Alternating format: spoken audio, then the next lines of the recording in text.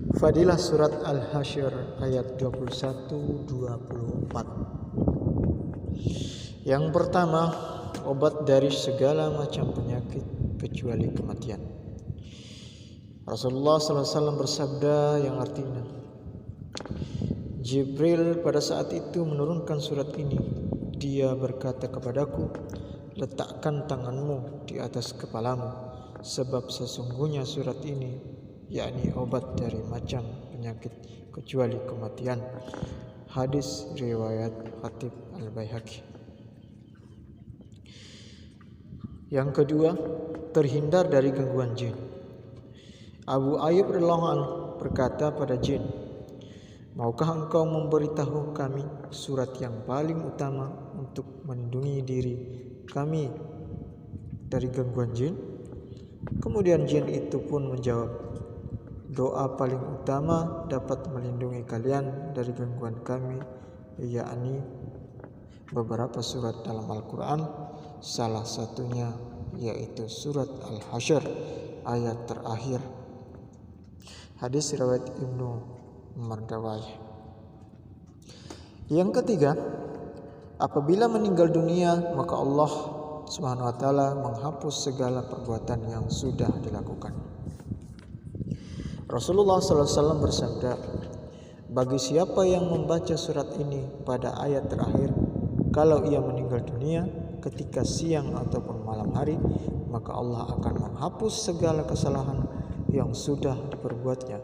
Hadis riwayat Ibnu Mardawayh. Kemudian yang keempat, meninggal dalam keadaan mati syahid. Rasulullah SAW memerintahkan pada lelaki yang sedang berbaring di tempat tidur agar membaca surat ini ayat terakhir. Beliau bersabda yang artinya, jika engkau meninggal maka engkau akan meninggal dalam keadaan syahid. Hadis riwayat Ibnu Sunni. Kemudian yang kelima, doa menjadi mustajab atau makbul. Rasulullah SAW bersabda pada Barok bin Azib radhiyallahu anhu, sahabat setia Rasulullah SAW, jika engkau ingin doa menjadi makbul, diijabahi Allah SWT, maka bacalah 10 yang pertama, yakni surat Al-Hadid serta pada ayat terakhir surat Al-Hasyr. Hadis riwayat Ali Abdurrahman. Kemudian fadilah yang keenam, Allah SWT akan mengirimkan 70.000 malaikat untuknya. Subhanallah. Rasulullah SAW bersabda, bagi siapa yang membaca minimal 3 kali, maka Allah SWT akan mengirimkan 70.000 malaikat untuk mendoakan keselamatan baginya hingga sampai sore tiba. Dan apabila dia meninggal pada siang itu, maka insya Allah dia akan mati dalam keadaan syahid. Serta bagi siapa yang membaca surat tersebut di sore hari, maka dia akan dalam keadaan seperti di atas hingga waktu pagi hari tiba, yakni mati dalam keadaan syahid. Hadis riwayat Tirmizi. Kemudian yang ketujuh, sebagai jaminan masuk surga. Rasulullah SAW bersabda, bagi siapa membaca ayat terakhir tersebut pada saat pagi ataupun sore hari, apabila dia mati, maka insya Allah dia akan masuk surga sebab dia mati syahid. Hadis riwayat Ibnu Baihaqi. 8. Dapat mengejar amalan yang telah terlewatkan. Rasulullah SAW bersabda, barang siapa yang membaca surat ini pada ayat terakhir ketika pagi hari, maka dia sudah mengejar amalan yang sudah terlewatkan pada malam harinya. Dan begitu juga jika dibaca pada sore hari, dia telah mengejar amalan yang telah terlewatkan pada siang harinya. Hadis riwayat Ibnu Daris. Demikianlah beberapa fadilah surat Al-Hasyr ayat 21 hingga 24. Semoga dapat bermanfaat dan faedah bagi para pendengar rahimakumullah, dan kita insyaallah amalkan apa yang kita dengar semampu kita, bukan semuanya, karena Allah Subhanahu wa taala. Demikianlah penyampaian singkat dari kami. Apabila ada kesalahan mohon dimaafkan, dan kelebihannya dari Allah Subhanahu wa taala. Wallahu a'lam bishawab. Assalamualaikum warahmatullahi wabarakatuh. أعوذ بالله من الشيطان الرجيم. بسم الله الرحمن الرحيم.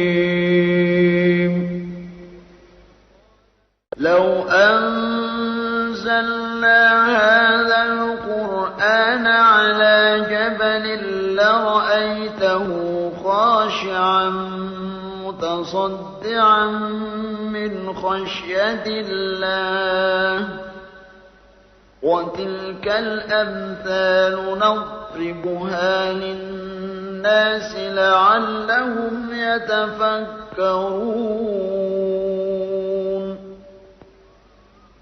هو الله الذي لا إله إلا هو عالم الغيب والشهادة هو الرحمن الرحيم.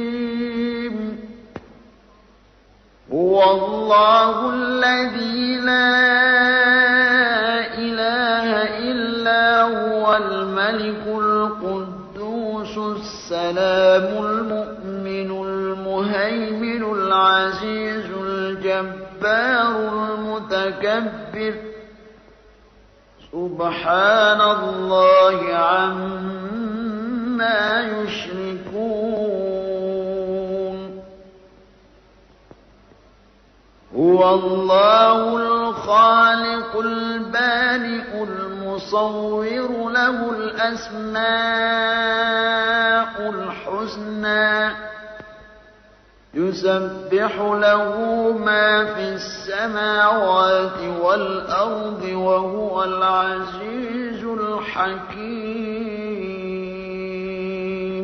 لو أنزلنا هذا القرآن على جبل لرأيته خاشعا متصدعا من خشية الله وتلك الأمثال نضربها للناس لعلهم يتفكرون.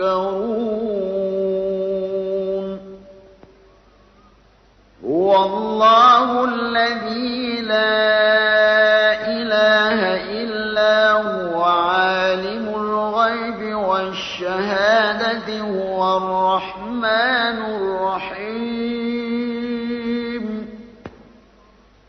هو الله الذي لا إله إلا هو الملك القدوس السلام المؤمن المهيمن العزيز الجبار المتكبر.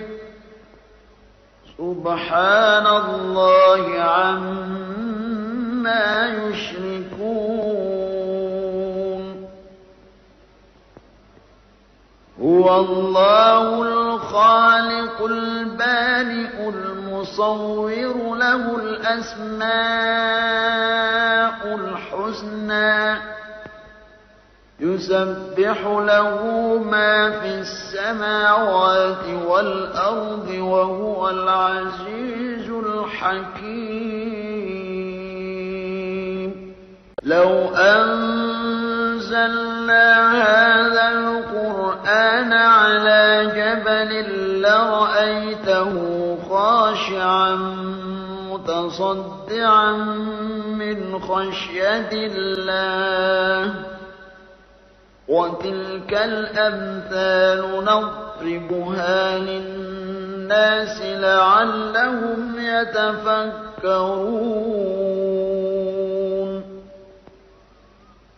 هو الله الذي لا إله إلا هو عالم الغيب والشهادة هو الرحمن الرحيم.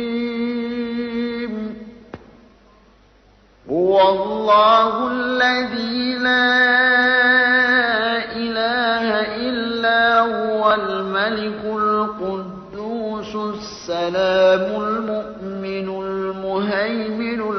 العزيز الجبار المتكبر سبحان الله عما يشركون هو الله الخالق البارئ المصور له الأسماء الحسنى يسبح له ما في السماوات والأرض وهو العزيز الحكيم